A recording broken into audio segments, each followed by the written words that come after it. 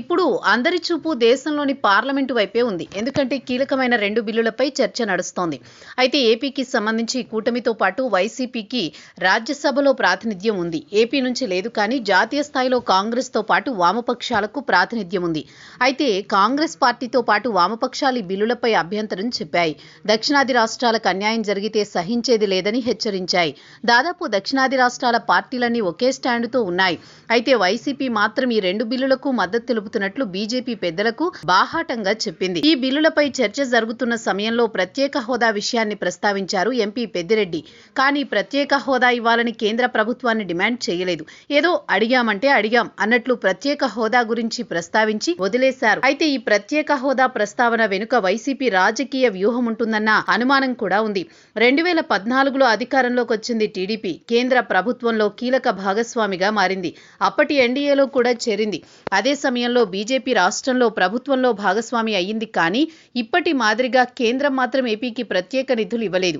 అమరావతి రాజధానిలో ఆసక్తి చూపలేదు. అప్పట్లో ప్రత్యేక హోదా డిమాండ్ ఇస్తే ఇవ్వలేమని కేంద్రం తేల్చి చెప్పింది. దానికి బదులు ప్రత్యేక నిధులు కేటాయించి అభివృద్ధికి తమ వంతు సాయం అందజేస్తామని చెప్పింది. కానీ రాష్ట్ర అభివృద్ధికి ప్రత్యేక హోదా అపర సంజీవని అని వైసీపీ ప్రచారం చేసింది. ప్రజల్లోకి బలంగా తీసుకువెళ్లింది. కేంద్ర ప్రభుత్వాన్ని చంద్రబాబు ఒప్పించలేకపోయారని అప్పట్లో ప్రచారం చేసి జగన్ ట్రాప్ లో పడిన చంద్రబాబు కేంద్రానికి అల్టిమేట్ ఇచ్చేలా చేసింది.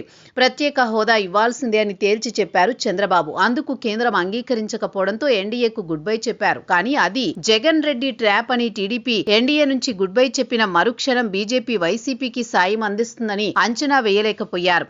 అయితే చంద్రబాబు జగన్ కి ఈ అవకాశం ఇస్తారా, ప్రత్యేక హోదా డిమాండ్ చేస్తారా అనే ప్రశ్న ఉత్పన్నమవుతోంది. అయితే ఈసారి ప్రత్యేక హోదా అనేందుకు అవసరమైన పరిస్థితి లేదు. అది సాధ్యం కాదని సామాన్య జనానికి కూడా తెలుసు. ప్రత్యేక హోదా తేవాలని వైసీపీ ఉంటే 5 ఏళ్లు ప్రజలు అవకాశం ఇచ్చారు కదా.